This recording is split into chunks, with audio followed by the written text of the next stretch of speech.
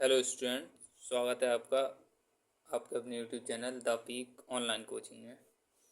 कल की क्लास में हमने किरण आरेख बनाने के नियमों के बारे में पढ़ा था और उन्हीं नियमों से आज हम किरण आरेख बनाना सीखेंगे। रे डायग्राम। तो सबसे पहले अवतल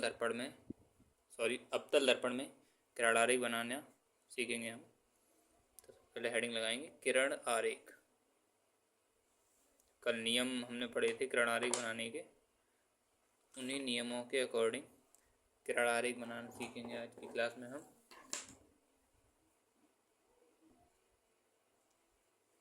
तो किरण आरेख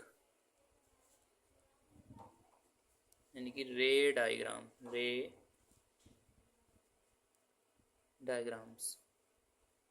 किरण आरेख बनाना सीखेंगे। सबसे पहले किरण आरेख हम बनाएंगे अवतल दर्पण के लिए। अवतल दर्पण किरण आरेख बनाएंगे। सबसे पहली इसमें कंडीशन होती है, वस्तु की स्थिति के अनुसार किरण आरेख बनते हैं। तो पहली स्थिति है इसमें, जब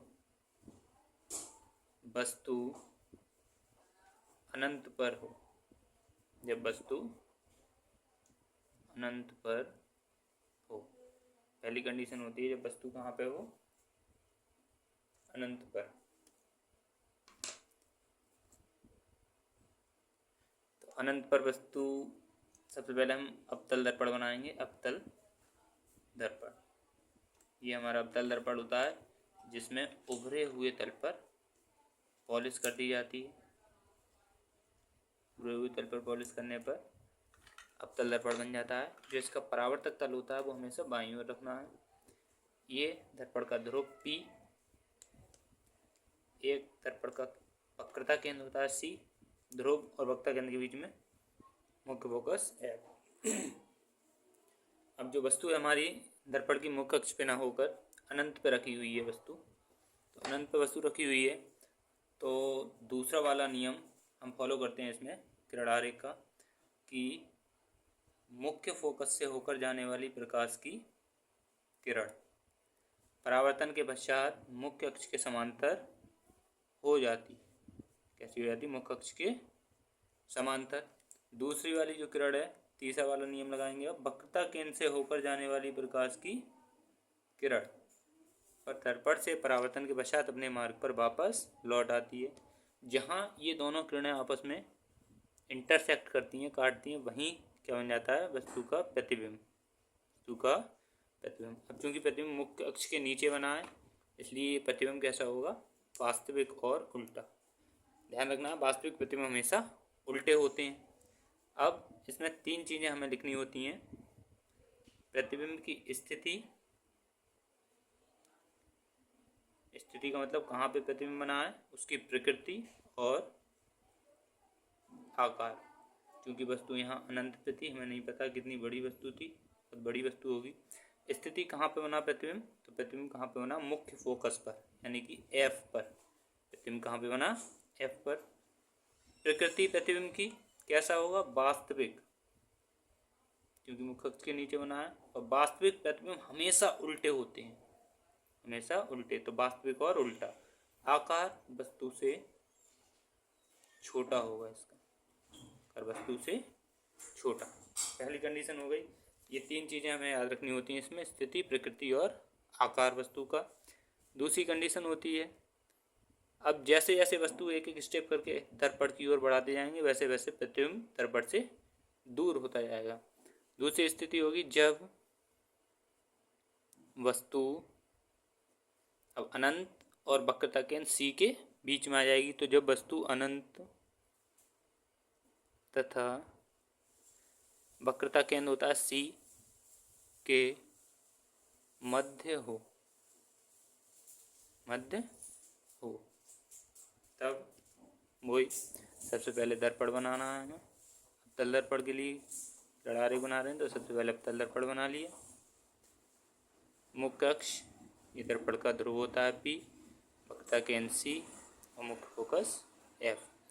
अब वस्तु कहाँ पे आ गई, मुख्य अक्ष पे आ गई, अनंत और वक्रता केंद्र सी के बीच में। यहाँ पे वस्तु हमारी रखी हुई है। वस्तु को ऑब्जेक्ट कहते हैं, यानी कि ओ मान लेते हैं इसे। पहला वाला नियम, मुख्य अक्ष के समांतर चलने वाली प्रकाश की किरण परावर्तन के पश्चात मुख्य फोकस से होकर जाती है। स्केल से ये किरण आरेख हमें बनाने, मतलब सीधी लाइन होनी चाहिए।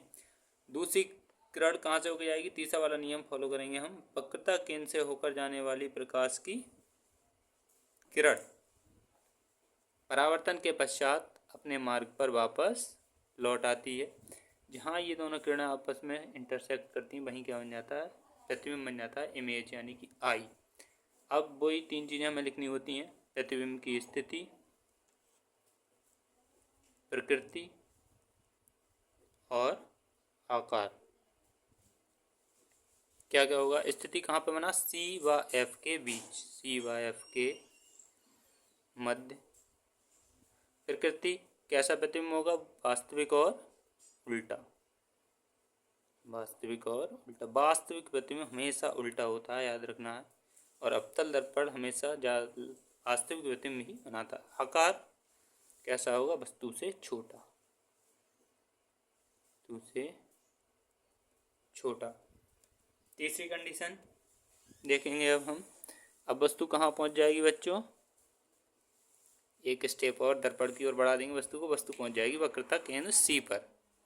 तो जब वस्तु सी पर, वीडियो को लगातार 2-3 बार देखना है बच्चों, तभी ये किरण आरेख समझ में आएंगे।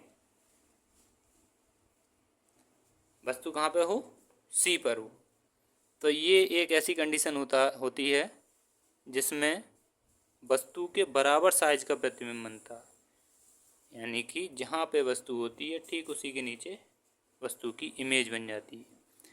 तल दर्पण है हमारा, ये ध्रुव, ये वक्रता केंद्र सी, वक्रता केंद्र सी और पी को मिलाने वाली रेखा मुख्य अक्ष कहलाती है, बता चुके हैं वीडियो में।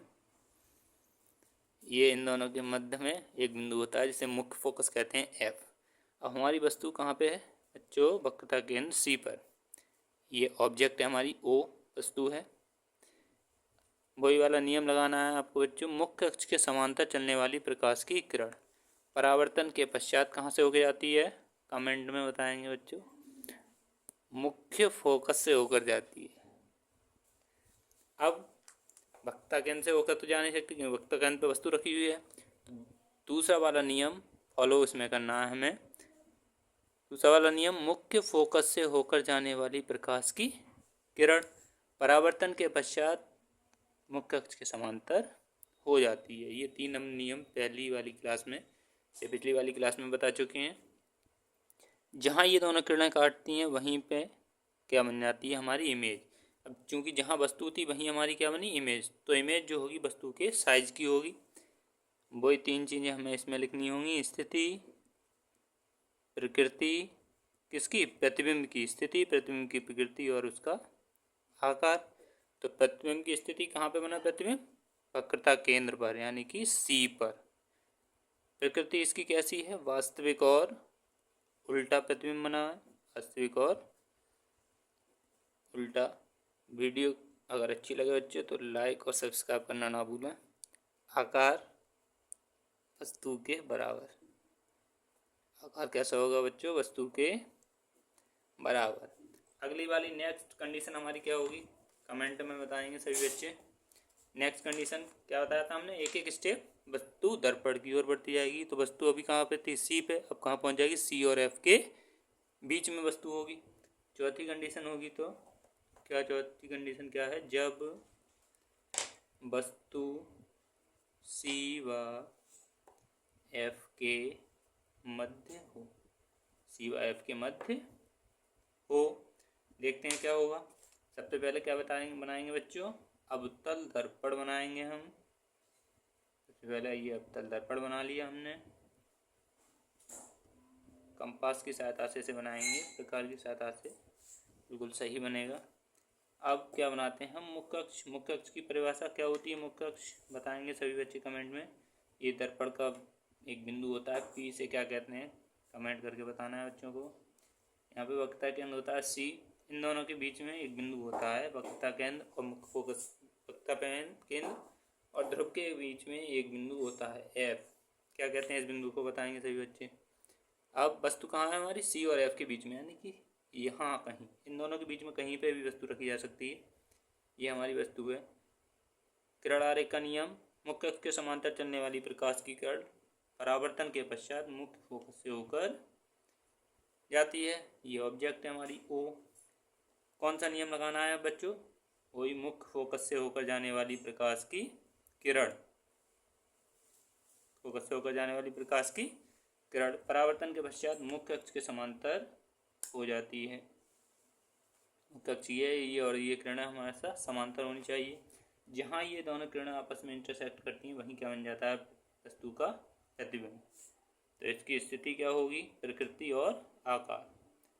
प्रतिबिंब की स्थिति, प्रकृति और आकार क्या होगा, बताएंगे सभी बच्चे। स्थिति कहाँ पे बना है प्रतिबिंब, वक्रता केंद्र और अनंत के बीच, सी व अनंत के बीच। प्रकृति बच्चे कमेंट में बताएंगे, वास्तविक और उल्टा। आकार कैसा होगा, वस्तु से बड़ा, वस्तु से बड़ा। अगली हमारी सेकंड लास्ट कंडीशन, पांचवी, जब वस्तु, अब कहाँ पे पहुँच जाएगी बच्चों वस्तु, मुख्य फोकस पर। जब वस्तु एफ पर हो, जब वस्तु एफ पर हो, कहाँ बनेगा प्रतिबिंब जब वस्तु एफ पर होगी, देखते हैं। सबसे पहले क्या बना लिया ये बच्चों, कौन सा दर्पण है ये, कमेंट में बताएंगे। ये दर्पण का ध्रुव पी, वक्रता केंद्र सी और दोनों के बीच में एक बिंदु एफ। हमारी वस्तु कहाँ पे रखी हुई है, अब मुख्य फोकस पर रखी हुई है। मुख्य अक्ष के समांतर चलने वाली प्रकाश की किरण मुख्य फोकस से होकर जाती है। अब वक्रता केंद्र से होकर जाने वाली प्रकाश की किरण परावर्तन के पश्चात अपने मार्ग पर वापस लौट जाती है। क्योंकि ये दोनों किरणें आपस में कैसी हैं, समांतर। समांतर किरणें आपस में कहीं पर भी नहीं काटती हैं। जैसे रेल की पटरियाँ समांतर होती हैं, वो कहीं इंटरसेक्ट नहीं करती, ऐसे ही समांतर किरणें कहीं पर भी नहीं काटती। जब कहीं नहीं काटती हैं तो प्रतिबिंब की स्थिति क्या होगी, फिर कहीं प्रतिबिंब ही नहीं बनेगा। तो हम मान लेंगे प्रतिबिंब कहाँ बना हुआ है, अनंत पर। कहाँ बनेगा, अनंत पर। प्रकृति क्या होगी, वास्तविक और उल्टा। आकार कैसा होगा, जब अनंत पे प्रतिबिंब बनेगा तो कैसा होगा आकार, बड़ा, वस्तु से बहुत बड़ा।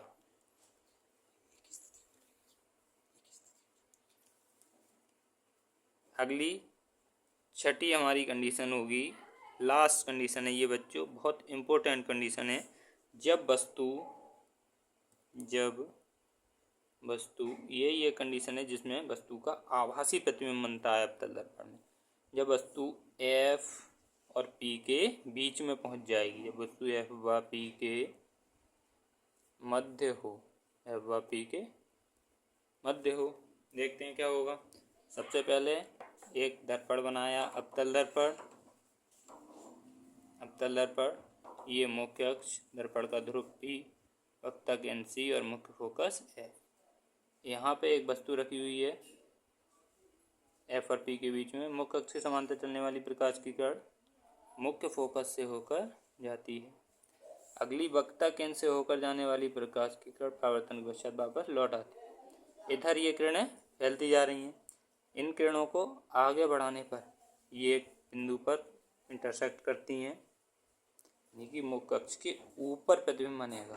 तो बताइए, तो हमने क्या बताया था, मुख्य अक्ष के ऊपर बनने वाला प्रतिबिंब कैसा होता है, आभासी। और स्थिति क्या होगी प्रतिबिंब की, दर्पण के पीछे प्रतिबिंब बनेगा।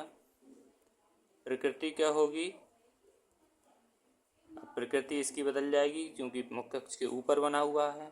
तो आभासी प्रतिबिंब हमेशा याद रखना सीधा होगा, हमेशा सीधा। आकार वस्तु से बड़ा। अगली क्लास में हम उत्तल दर्पण में किरण आरेख बनाने के बारे में पढ़ेंगे।